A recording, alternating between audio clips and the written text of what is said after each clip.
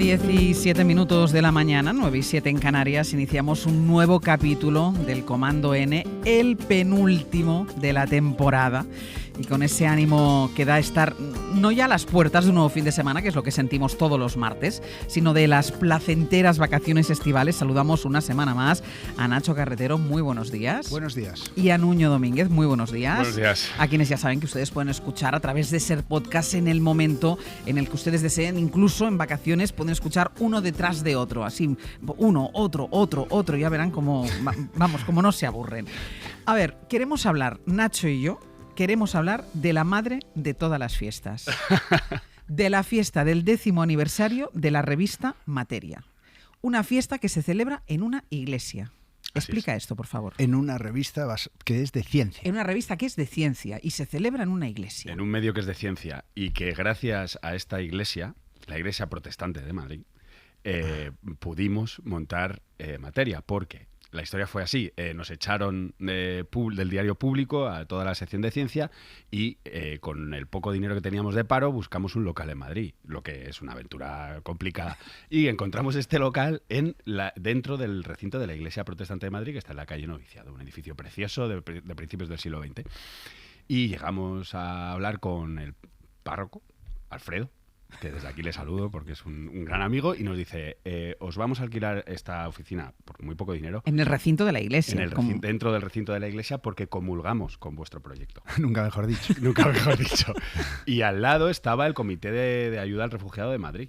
Entonces, nuestras mañanas eran llegar, ver a gente que venía a informarse de cómo conseguir los papeles. Nosotros nos metíamos en nuestra pequeña oficina sin ventanas a montar un nuevo medio que era Materia. Y estuvimos ahí pues como 2 años de maravillosos.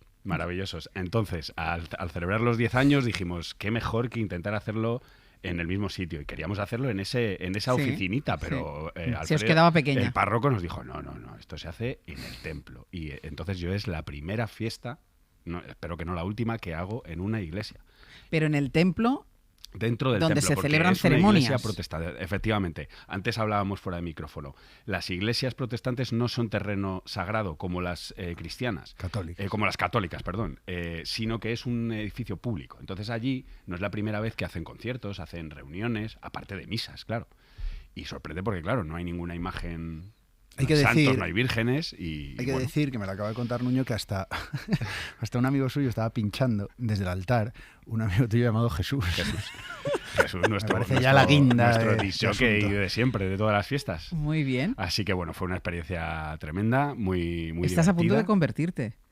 Pues yo se lo dije un día a Alfredo, que si hubiera conocido yo en mi época de dudas divinas el protestantismo, lo hubiera abrazado, porque es una iglesia mucho más abierta, mucho más dialogante, bastante diferente de la católica. Bueno, en la católica se rodó un videoclip de Zetangana. Sí, y pasó lo que pasó. Luego pasó lo que pasó. Y pasó lo que pasó. Bueno, ahí la prueba, Nuño y sus compañeros, de que religión y ciencia pueden caminar juntos. Pueden ir de la sí. mano. Claro que sí. Además, esta iglesia está muy interesada por todos los temas de ciencia y en parte por eso nos quisieron aupar. O sea que desde aquí un abrazo para ellos porque han sido muy importantes. Muy bien. ¿Y tú estuviste de boda? Sí, yo en una boda civil, además.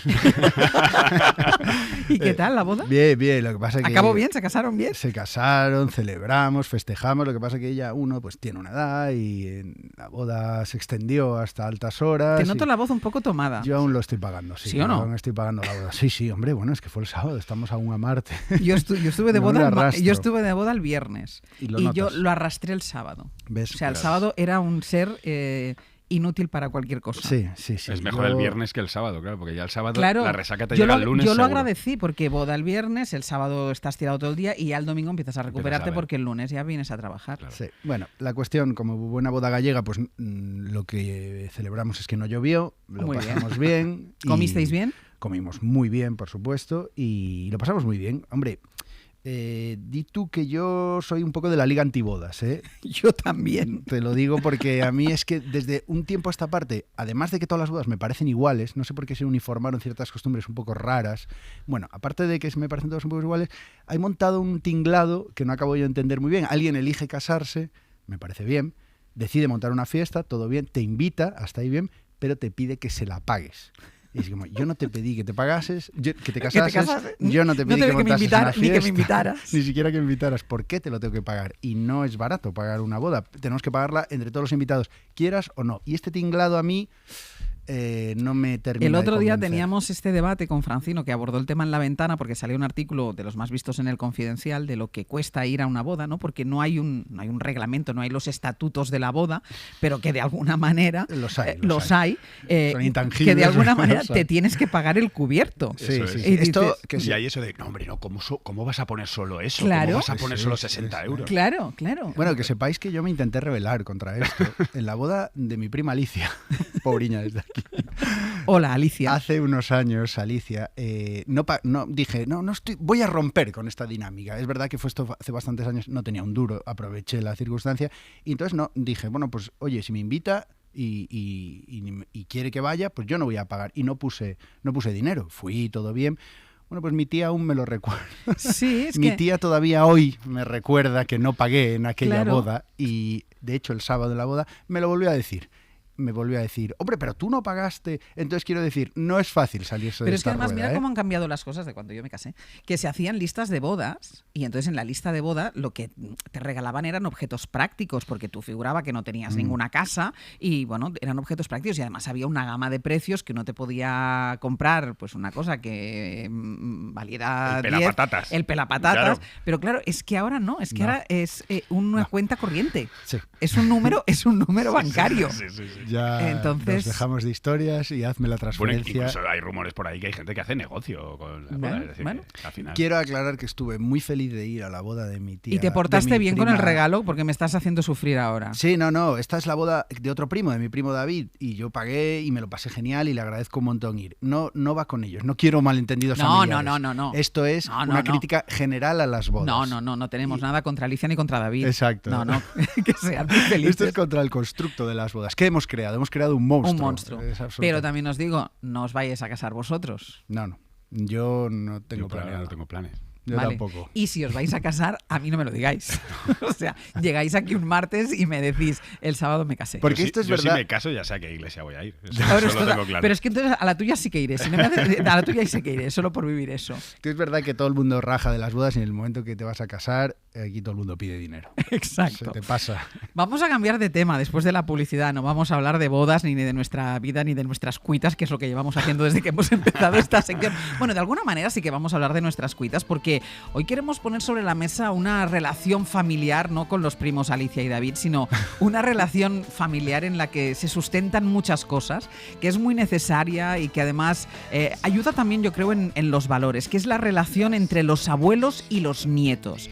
Recuerdos de esos veranos en casa de los abuelos cuando nuestros padres nos dejaban. Recuerdos de las relaciones con los abuelos. Si ustedes son abuelos, la relación que mantienen ahora mismo con sus nietos. Si les permiten hacer más cosas de lo que les permitían hacer a sus hijos, por ejemplo. Venga, 900, 100, 800. Hoy hablamos de los vínculos entre los nietos y los abuelos. Watching you every single day. 10 y 20 minutos de la mañana, 9:20 en Canarias. En el 900, 100, 800 les pedimos esta mañana que nos cuenten todo lo que aprendieron de sus abuelos, qué recuerdos, qué vínculos crearon con ellos, qué cosas les deben, como en el caso del actor y director de cine, Daniel Guzmán. Gracias a ti, abuela, me he levantado año tras año, cuando estaba en el suelo, me he levantado por ti, porque tú estuvieras. Porque de verdad que eres mi estrella, abuela. Porque has conseguido hacer con 93 años lo que yo nunca podré hacer. Te lo agradezco de corazón, abuela. Este es el mayor homenaje que te puedo hacer. ¿Cómo son los veranos a cargo de sus nietos? ¿Qué cosas prácticas aprendieron? Como es el caso de nuestro colaborador Nacho Carretero. Yo aquí tengo que decir que mi abuela Chicha era como un dealer de barrio pasándote droga. Era increíble cómo te daba el dinero. Yo recuerdo a mi abuela acercarse con el billete así escondido en la mano, ya en un momento de distracción, cuando se distraía Para mi que los madre padres y tal. no se dieran cuenta. Exacto. Buscaba la distracción de mi madre y en ese segundo te lo metías en tu mano o en el bolsillo. Decías, joder, abuela, te voy a llevar al barrio a pasar un gramo porque es increíble. Qué habilidad tenías. Soy el fuego que arde tu Qué bonito. Qué bonito tu abuela Chicha. Con la banda sonora de Narcos. Todo Totalmente. encaja. Ahora os pregunto por vuestra relación con los abuelos, pero pedíamos llamadas al 900 100 800 y nos ha llamado Ulises desde Algeciras. Ulises, muy buenos días. Ulises, buenos días. Hola, ¿Qué tal, Ulises? ¿Cuántos años tienes? en 6, ¿Tienes? 17. 6, casi 7. Y tú querías contarme cómo es la relación con tus abuelos, ¿no? Sí, A ver, cuéntame. pues es que ahora mismo estoy en Algeciras Sí. y bueno, me gustaría también que los abuelos también estuviesen aquí, Ah, ¿dónde están los abuelos? en Lugo. Ah, ¿y tú qué haces en Algeciras? Es que me han tomado las vacaciones de verano Ah. y me vine aquí. ¿Y a ti te gustaría que tus abuelos estuvieran aquí? ¿Por qué? A ver, cuéntame, ¿tú qué haces con tu abuelo? Pues la verdad es que juego mucho con él. Y a veces me meto debajo de la cama donde duermen ellos y meto cachivaches. ¿Y les das sustos también si te metes debajo de la cama? Sí, Ah, vale. Vale, ¿y cuándo volverás a verlos? pues aún no lo sé. No lo sabes. Bueno, cuando acaben las vacaciones, ¿no? Sí, Vale. ¿Cómo se llaman tus abuelos? Julio y Mariluz. Vale, Julio y Mariluz. Pues bueno, un besito, Ulises. Muchísimas gracias por llamarnos. Nada, Hasta luego. Adiós. vamos. Adiós. Claro, no esperábamos esta llamada, esperábamos llamadas de Oye, relaciones. Ulises con 6 años, qué bien se expresa, qué bien ¿Has habla, vi- ¿no? ¿Has visto qué bien? Sí, señor. ¿Has Me encanta lo visto? de meter cachivaches. Me meto debajo de la cama. cachivaches debajo de la Qué cama. bonito. Bueno, cuéntame, ¿cómo es vuestra relación o cómo era vuestra relación con vuestros abuelos? Bueno, muy buena. La verdad es que nosotros somos muchísimos primos y entonces no tienes esa relación tan estrecha cuando eres pocos nietos con tus abuelos y aún así yo sí que cultivé una relación muy estrecha. Preguntabas antes, ¿qué habéis aprendido de vuestros abuelos? Bueno, además de que mi abuela Chicha y me enseñó a que siempre puedes comer más, siempre se puede comer más, como Sí. buena abuela gallega. Pero hablando un poco más en serio, los abuelos, en mi caso, y creo que en muchos casos, lo que te trabajan es la estima. La autoestima crece con tus abuelos, porque claro, ese filtro abuelo que hace que todo lo vean como que el Sí. nieto hace todo bien y qué bien Sí. este niño, qué bien escribe, qué bien lee, qué bien redacta. En mi caso, mis abuelos jugaron un papel fundamental a la hora de que yo me lo creyese, de que creyese en mis habilidades. Yo era un niño que no escribía especialmente bien, sí que leía mucho, pero bueno, no escribía especialmente bien, no tenía nada innato, ni tampoco vivía en un ambiente con unos estímulos culturales excesivos, una familia normal. Pero a base de que mis abuelos me repetían una y otra vez, este niño, súbete a la silla y lee la redacción, qué barbaridad, qué maravilla. Pues yo me lo iba creyendo y estoy convencido de que ese refuerzo positivo fue clave en creerme que yo podía llegar a escribir, que yo podía llegar a tener un camino a través de contar historias y de escribir historias. Entonces yo creo que a mis abuelos les debo lo que es esencialmente lo que soy, todo. Y gracias al trabajo de hacer creértelo y de trabajar tu estima. Qué bueno. Es que eso es muy interesante porque, claro, 3 generaciones. O sea, los abuelos te veían a ti como el futuro de... Bueno, ahora ya, claro. No, es broma. Pero sí, sí. Yo lamentablemente no tuve mucha relación con mis abuelos porque mis padres me tuvieron relativamente mayores y solo conocía a mi abuela por parte de madre, pero bueno, igual. O sea, daba gusto. Cualquier cosa que hacías estaba bien hecha y encima los abuelos no echan broncas, con lo No, cual son claro. mucho mejor que cualquier padre Siempre o se madre, dice- ¿no? Siempre se dice que los abuelos están para malcriar, pero es verdad lo que dice Nacho, porque a veces los padres trabajan más en, bueno, pues eso, que tienes que hacer esto. Te exigen, Te sí, en cambio, sí. para el abuelo, cualquier cosa que haces... Está todo bien, entonces hay un momento que dices, pues oye, debo escribir yo genial, o debo hacer las cosas muy bien.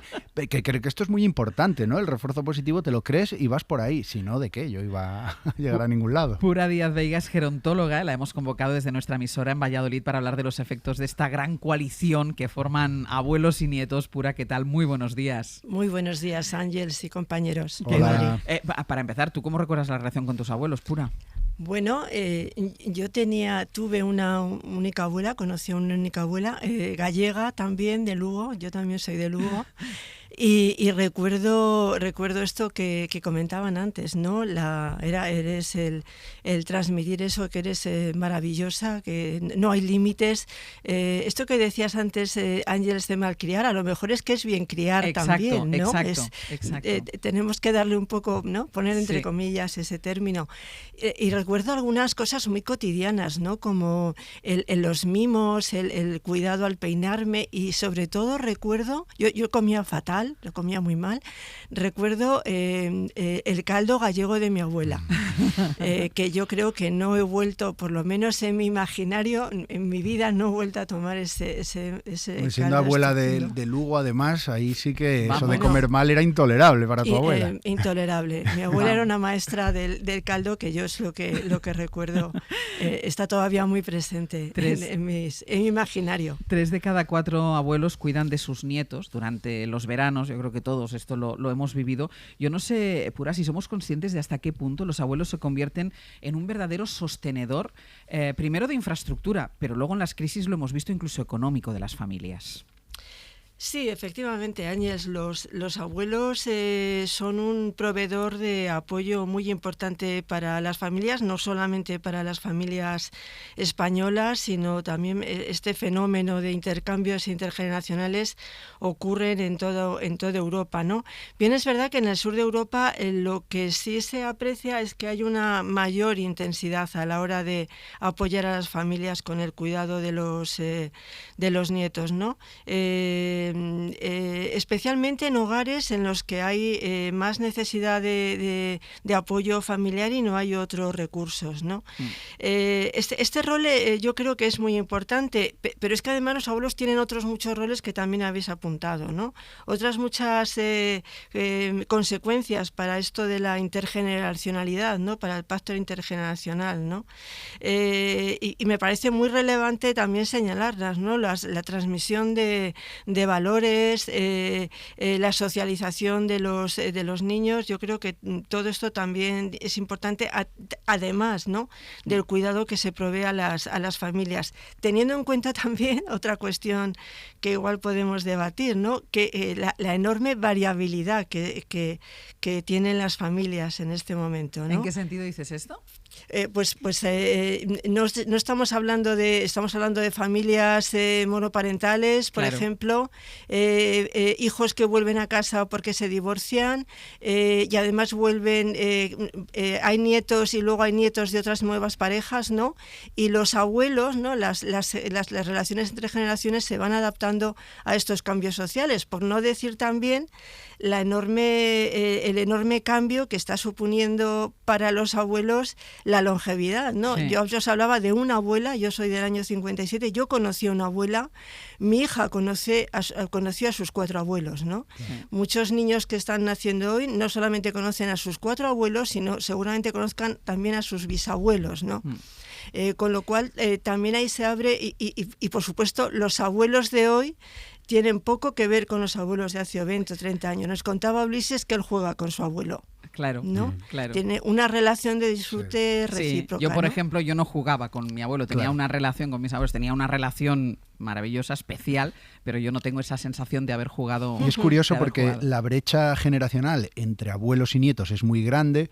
Y bueno, hoy en día además que el mundo avanza tan rápido que hay unas plataformas, canales y espacios muy nuevos que a nuestros abuelos y a nuestros padres ya les quedan un poco lejanos, y aún así parece que entre nietos y abuelos siempre esa brecha se salva. Es una cuestión ya de amor puro, de cariño, de tolerancia. Incluso abuelos que no comulgan o están muy lejos de ciertas ideas, con los nietos todo está bien. Lo entienden, con los nietos lo entienden. Exacto, y se adaptan. Sí, muchas veces hay una educación recíproca, ¿no? Efectivamente, me gusta eso de la reciprocidad, es así, ¿no? Porque también los abuelos, ayer creo que circulaba por redes una historia, ¿no? De una nieta que enseñó a escribir a su abuela, y su abuela acaba de ganar un premio de relatos breves, ¿no? O sea, es algo recíproco. Los abuelos enseñan valores, enseñan destrezas, enseñan recetas de cocina, enseñan muchas cosas, pero los nietos también conectan a los abuelos con su entorno, ¿no? Claro, iba a decir, antes hablábamos de cómo los abuelos ayudan a eso, a la educación en valores,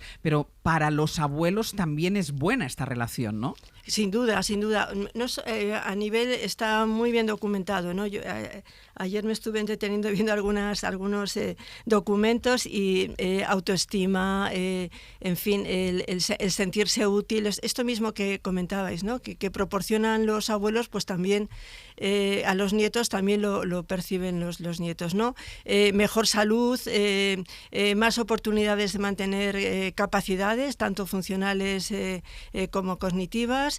Y yo añadiría esto de la conexión con el entorno, ¿no? Con un mundo que no deja de cambiar, ¿no? Y de avanzar y de incorporar nuevas herramientas. Antes hablaba de las tecnológicas, ¿no? Claro. Bueno, pues los abuelos, los nietos, tengamos en cuenta también que crecen, ¿no? Entonces hay diferentes etapas en las que los abuelos suelen mantener esa relación con los nietos y aprenden cosas de ellos, ¿no? Aprenden bueno, pues comentaba antes todo lo relacionado con las tecnologías de la comunicación. Claro, es que tú decías ahora el caso que circulaba en redes de una nieta que había enseñado a leer, pero también, bueno, cuántas imágenes no hemos visto o conocemos de nietos enseñando a los abuelos a usar el teléfono móvil, a sintonizar la tele, es decir, a todas aquellas cosas a las que una generación intermedia como es la mía, incluso también hemos llegado tarde y que gracias a los nietos los abuelos se pueden poner al día con ideas, eso. ¿no? Ideas y valores que les conectan con una nueva generación que a lo mejor sin esos nietos directamente ni intentan comprender. Claro. Y luego solo hay un pequeño problema, Pura. El abuso de ellos. Quiero decir, es verdad que son una pieza clave en la conciliación. ¿Se puede convertir en un problema si si se depende demasiado de ellos? Este término que acabas de decir es el clave, ¿no? Depender. Ya. Yo creo que efectivamente es una... y desde luego prestar cuidados y cuidar a los nietos seguro que es algo satisfactorio para tanto para hijos, para nietos y para abuelos, ¿no? Sí. Pero no se debería depender de una relación familiar para resolver problemas instrumentales del día a día, ¿no? Deberíamos pensar en algunas políticas o en algunas estrategias de apoyo a las familias para que las relaciones intergeneracionales sean lo que son, ¿no? Y no se coloquen en otros términos de resolver situaciones de cuidados que son urgentes, que cada vez son, yo creo que cada vez más frecuentes y que requieren sobre todo las familias que tienen menos recursos, ¿no? Las familias que tienen más recursos no tienen esta situación de abuelos de que dependen de los abuelos. Vamos a escuchar a algún otro oyente que nos ha llamado al 900-800. Rosario desde Humanes. Muy buenos días. Rosario. Hola. Buenos días. Hola. Tú eres abuela, Rosario. Sí, mira, yo tengo 70 años. Y la única nieta que tengo tiene 5 y ha nacido en Boston. Uy. ¿Cómo lo llevas? Pues bueno, nos veíamos por Skype y tal, pero ahora ya está aquí. Y ella conmigo conecta muy bien, yo con ella, claro. ¿Qué hacía en Boston allí lejos, pudiendo estar aquí contigo? Claro. Pues a ver, porque sus padres trabajaban allí y tal, y bueno, y han nacido allí, pero ya se van a venir, ya están en ello. Vale. Y tú ya estás deseando. Sí, no, sí la tengo aquí desde el día 29. Ah, muy bien. Y entonces, sí, está aquí. Y entonces, abuelita, tú y yo tenemos secretos, ¿verdad? Claro. Pues claro, porque hablamos de consentir. A ver, pues como yo no la voy a consentir, más que consentir a mi hija y a mis hijos, claro. Procuro que haya unas normas y siempre la cuento cosas y la digo... Mira, la abuela hacía esto cuando era pequeña, la abuela, y ella me escucha con mucha atención, o sea que comprende, pero claro, son 5 años y estamos encantadas las dos. Pues abuelo también. Rosario, disfrútala, un beso bien grande. Gracias. Hasta luego. Y Paqui desde Barcelona, muy buenos días. Hola, Paqui. ¿No? Mira, hola, estoy encantada de hablar con vosotros. Mira, yo aprendí de mi abuela a palabras de ellas textuales, a no tener que aguantar cabronadas de ningún hombre. La prueba es que mi bisabuela se separó de su marido, mi abuela se separó del suyo y mi madre del suyo. Yo no, yo llevo 40 años con el mismo. Pero, bueno, es que me enseñó a no aguantar cabronadas, no a separarme, Qué ¿sabes? Bueno. Qué bueno. Exactamente. Entonces, pues sí, nos enseñó a mi hermana y a mí, que mi hermana está soltera, a no tener que aguantar a un hombre, a que él era igual que nosotras y nosotras igual que él. Y tu abuela está Entonces, separada, que no es frecuente eso, ¿no? Unos abuelos. No, mi abuela ya murió, pero sí, pero escucha, es que mi madre se separó de mi padre cuando yo tenía 4 años, voy a hacer 61. Qué bueno. Qué ¿Sabes? bueno. Sí, Entonces, claro, te estoy hablando de hace muchos años. Si ya con mi abuela y mi bisabuela era raro, pues con mi madre también. Pues ¿sabes? Paqui, muchísimas gracias. Un A ti. beso. Hasta Adiós. luego, hasta luego. Y ahí, Pura, en algún momento también puede haber sensación, Rosario, ¿no? Que nos decía, tengo a mi hija lejos, a mi nieta lejos. Hay también esa sensación a veces de culpabilidad, sobre todo a lo mejor porque tú decías, los abuelos de ahora no son como los de antes, los abuelos de ahora trabajan, las abuelas trabajan, que las abuelas de antes no trabajaban, ¿no? Esa sensación de no poder atender, ¿no? No sé si de atender, en el caso de la señora que ha llamado, yo creo que era de compartir, ¿no? Sí, en este caso más de compartir, pero en el Sí, caso de las abuelas trabajadoras... No lo sé, seguramente hay alguna sensación de que yo no puedo cubrir la necesidad que tienes, ¿no? Posiblemente hayas en algún momento, en algún caso, haya la sensación de que no puedo llegar a todas partes, ¿no? Que esto nos pasa bastante a las mujeres, ¿eh? Yeah. Es decir, no solamente nos pasa con los nietos, nos pasa con otras relaciones familiares en las que también hay que proporcionar cuidados, ¿no? Se hablaba a veces de las mujeres que estamos en esta generación sándwich, en la que cuidamos hijos, a veces cuidamos nietos y también tenemos que cuidar padres, ¿no? Exacto. Que también es algo muy, yo creo que singular de estas culturas familistas del sur de Europa, ¿no? Sí. En las que tenemos, no sé si decir en el ADN, ¿no? Sí. Este asunto de los cuidados, especialmente las mujeres, ¿no? Y que yo creo que es una cuestión a eliminar o por lo menos a reducir, ¿no? A minimizar, ¿no? Pura, muchísimas gracias por habernos atendido. Es un placer hablar contigo. Gracias a ti, Ángel, Un y al beso. resto de colegas. Hasta Un luego. abrazo. Gracias.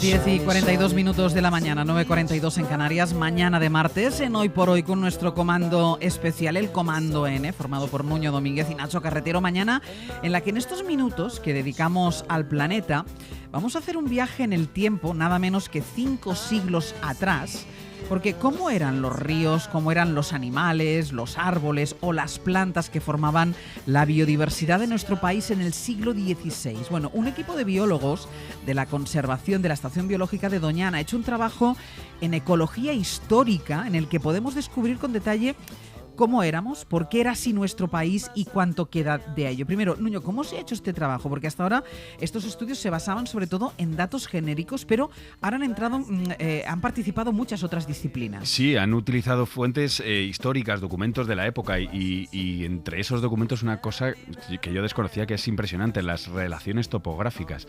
En el siglo XVI, Felipe II encarga que un ejército de entrevistadores se vayan a los pueblos de España y hablen por lo menos con 2 personas inteligentes y curiosas a las que preguntar sobre la arquitectura, sobre los cultivos y sobre la fauna salvaje que Era hay algo así en como cada zona. el EGM del siglo XVI. El EGM, 628 pueblos, 628 pueblos. Se han analizado en este estudio 7.000 registros de especies. O sea, una cosa que para el siglo XVI es bastante seria.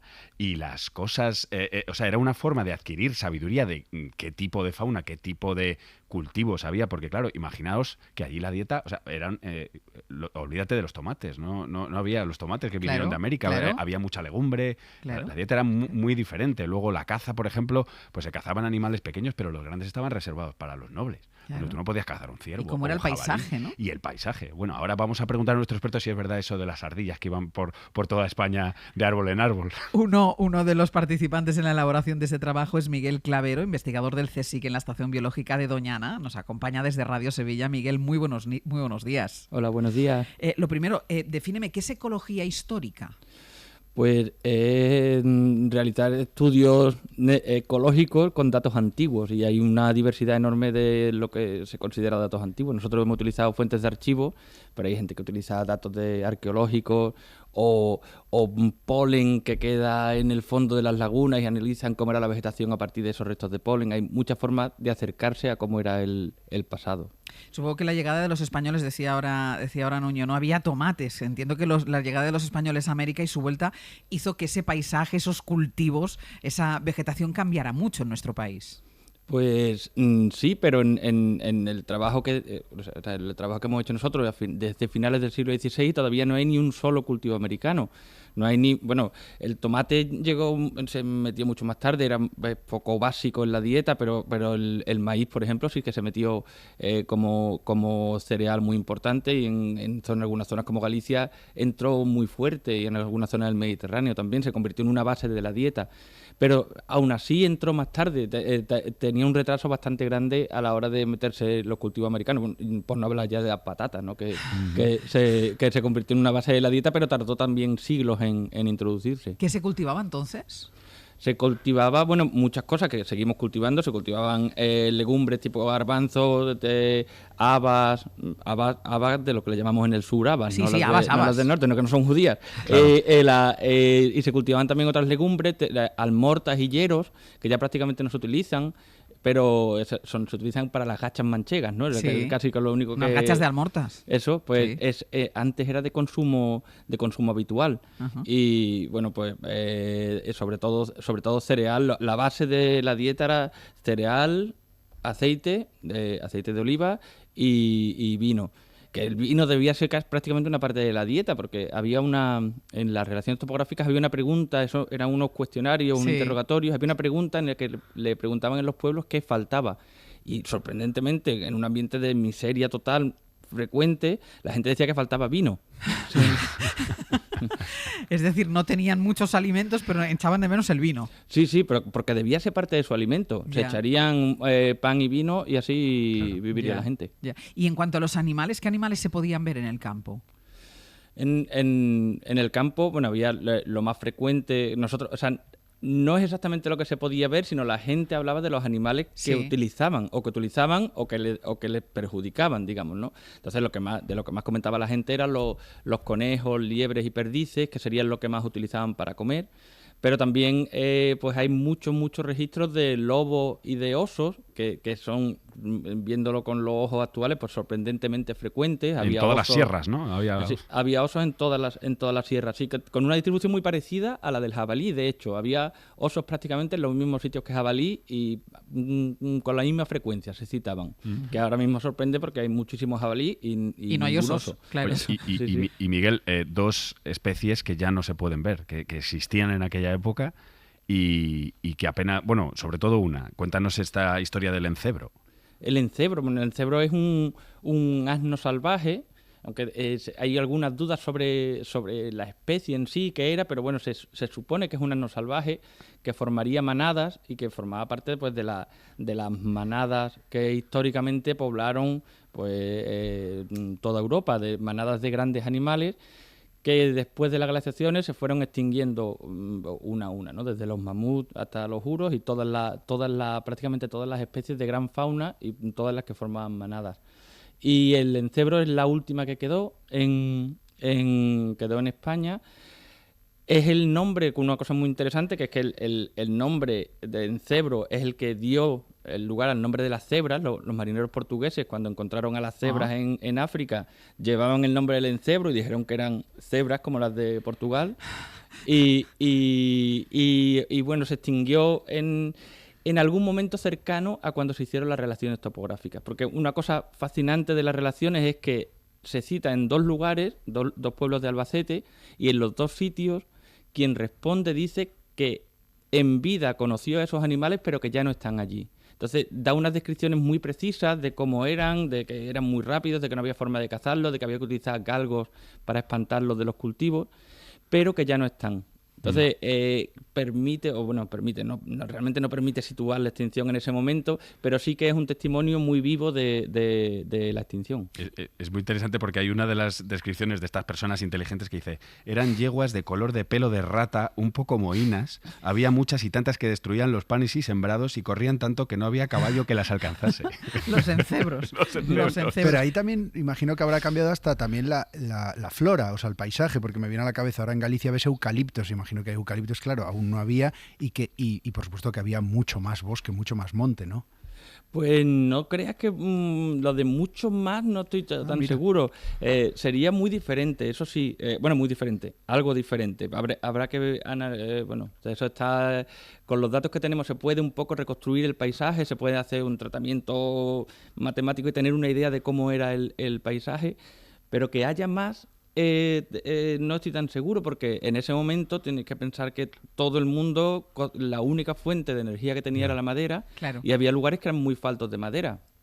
De hecho, había lugares donde la gente se calentaba con paja. Yo pensaba, o sea, en Guadalajara, en sitios así que debía hacer un frío impresionante, y cuando le preguntaban si había madera, decían, no, aquí solamente tenemos paja para quemar, y debían pasar un frío terrible. Pero Miguel, qué importante, ¿no? Esto de las relaciones topográficas, porque claro, todo basado en esas en esos interrogatorios.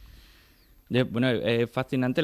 Nosotros nos hemos centrado en la información sobre fauna, sobre cultivo y sobre vegetación, pero la cantidad de información que da de los pueblos es una cosa completamente alucinante si se piensa el tiempo que ha pasado desde entonces, porque da una información además muy cercana, de primera mano, de cómo la gente vive su día a día. ¿Qué otras especies, porque hablábamos del ancebro, qué otras especies había que se hubieran introducido de otros países? En ese momento se habían introducido pocas y todas estaban relacionadas con las clases privilegiadas. Había gamos en los cazaderos reales, que bueno, lo utilizaban pues los cazaderos reales o cazaderos de la nobleza, lo utilizaban para cazar.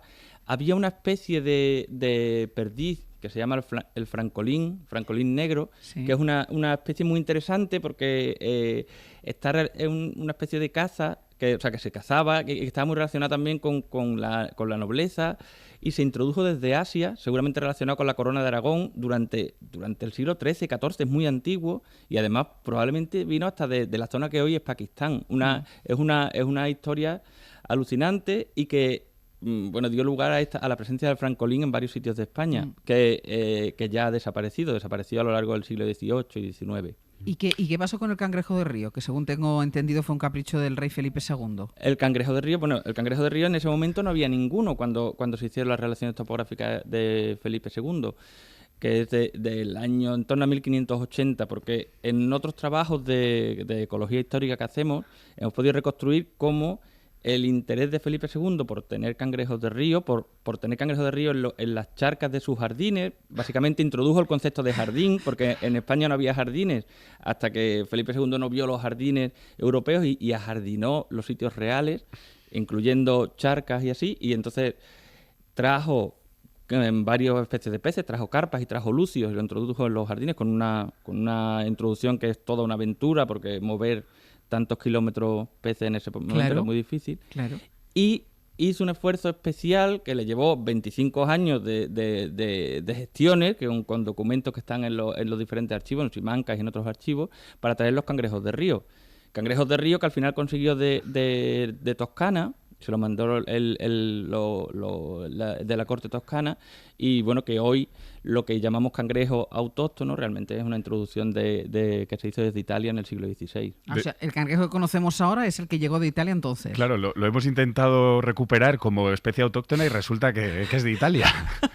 Sí, es una introducción antigua, claro, se recupera porque tuvo una cultura popular asociada gigantesca que se desarrolló a lo largo del siglo XIX y XX, y luego vino su derrumbe, ¿no? Con los cangrejos americanos que trajeron la enfermedad esta que los aniquila, entonces hubo el derrumbe, prácticamente desapareció ese animal al que estábamos tan acostumbrados, y ahí está ahora el esfuerzo por conservarlo. Pues Miguel Clavero, muchísimas gracias, muy muy interesante. Hasta la próxima. Muchas gracias a Muchas vosotros. gracias, Miguel. Hasta luego. Qué bueno, ¿no? Muy interesante. Además, es que me parece fascinante que todo sea en base a las entrevistas que se haga con la gente. Yo creo que eso se debería hacer otra vez, porque, por ejemplo, hablábamos de lobo el otro día.